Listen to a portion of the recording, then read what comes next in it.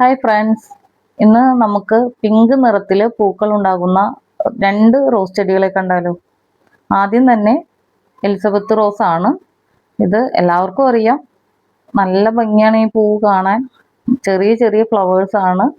Petals നിറച്ചും petals ആണ്. ഇതിന് നിന്ന് പൂക്കൾ ഉണങ്ങി പോകും, എന്നാലും കൊഴിഞ്ഞു പോകില്ല.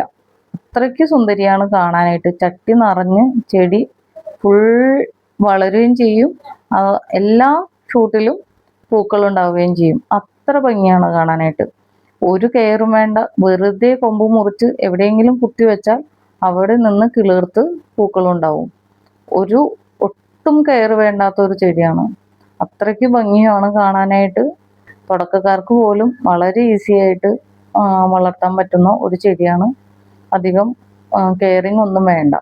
പിന്നീട് രണ്ടാമത് കാണുന്നത് ഒരു പിങ്ക് ഷെയ്ഡിൽ തന്നെ, ലൈറ്റ് പിങ്ക് ഷെയ്ഡിൽ പൂവുണ്ടാവുന്ന ഒരു റോസാണ്.